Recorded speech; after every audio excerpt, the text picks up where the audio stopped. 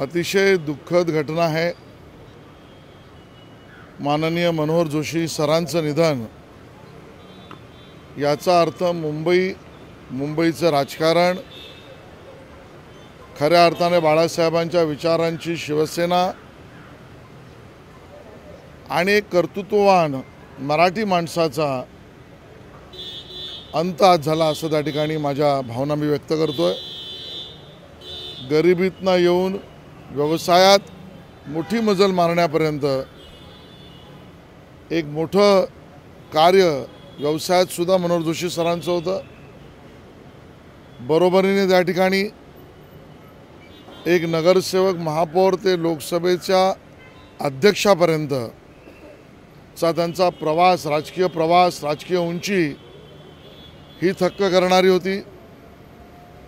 एक सुस्वभावी, मनमिळाऊ, सुसंस्कृत, साहित्य कला क्षेत्रात सहजतेने वावरणारा उत्कृष्ट वक्ता आणि नेहमीच चेहऱ्यावर हास्य ठेवणारं हे नेतृत्व महाराष्ट्र आणि देश गमावतोय।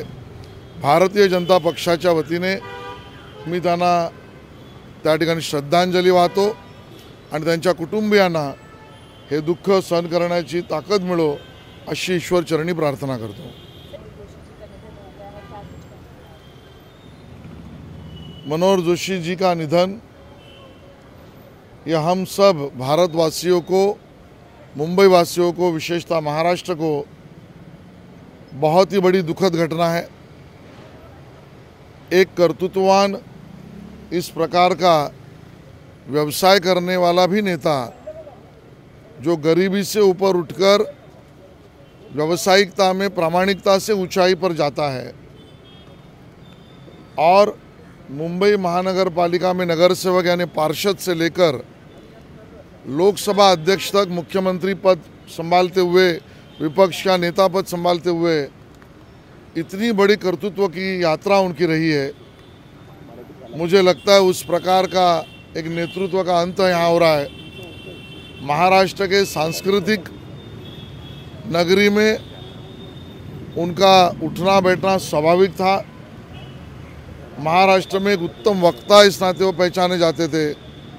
लोकसभा चलाते समय सबको साथ पर लेने की भूमिका उनकी थी और इसके लिए भारतीय जनता पार्टी की तरफ से मैं उनको आदरांजलि यहाँ पर प्रस्तुत करता हूँ।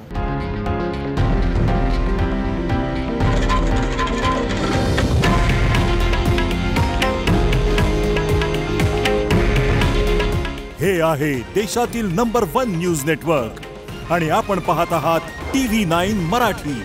काळजी तुमची, हित महाराष्ट्राचं।